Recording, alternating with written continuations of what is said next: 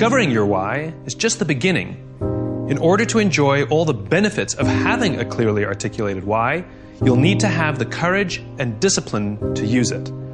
Like Thomas Edison said, vision without execution is hallucination. There is an ideal order for implementing your why, though sometimes reality does get in the way, and it all starts with you. Our natural tendency is to start with the tangible. We define our value by what we do, so it takes practice to start with why. Like riding a bicycle, at first we're unsure, unsteady. We're in our heads thinking about all the things we need to do, pedal fast, keep enough speed so we don't fall over. We have to really concentrate. We may even fall over, even scrape our knees, but we get back on the bike and try again, and eventually it becomes natural. Starting with why is no different. At first, it feels awkward.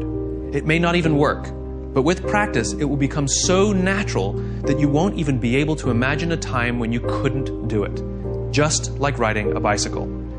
In time, your why will act as a filter for many of the decisions and choices you make. It becomes a tool to help you find a job or seize an opportunity in which you're more likely to succeed. It removes a lot of the guessing. Here's a metaphor to show you what I mean. It's called the celery test. We're constantly asking people for their advice on what to do or how to do it. It's like going to a dinner party and somebody says, "Do you know what you need? You need M&Ms. We've done so well with M&Ms, you've got to use M&Ms." Somebody else says to us, "Rice milk. In this economy, you have to use rice milk."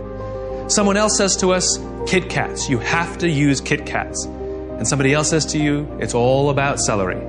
We go to the supermarket with all this good advice from all these smart people with brilliant case studies, and we buy everything. We buy Kit Kats and M&Ms, celery and rice milk. There's a lot of time we spend at the supermarket and a lot of money we spend at the supermarket.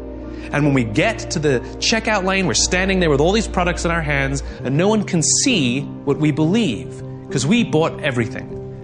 But let's imagine we know our why. Let's imagine our why is to always be healthy and only do things that protect the health of our bodies. Now which products do we buy? Given all the same advice from all the same smart people, this time we only buy celery and we only buy rice milk. They're the only two that make sense. We spend less time and less money at the supermarket. And when we're standing there in line with only celery and only rice milk, now people can see what we believe. Somebody walking past can say, "Hey, I can see that you're healthy, so am I." You just attracted an opportunity or a referral or a friend, simply by saying and doing the things that you believe. And the best part is it's scalable. As soon as I said the why, you knew exactly which products we were going to buy.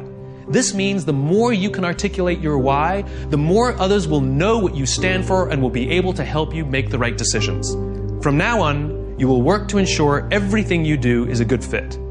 If you do too many things that aren't a good fit, you'll feel uncomfortable and people will feel that you're being inauthentic. On the other hand, when you start with why, your ability to stand out, find support, and work to all your natural strengths will flourish. With practice, you will learn to trust your why. You will eventually start to see your job and the things you do as ways to breathe life into your cause. And the better you get at it, the more you will feel that your life and everything you do has purpose.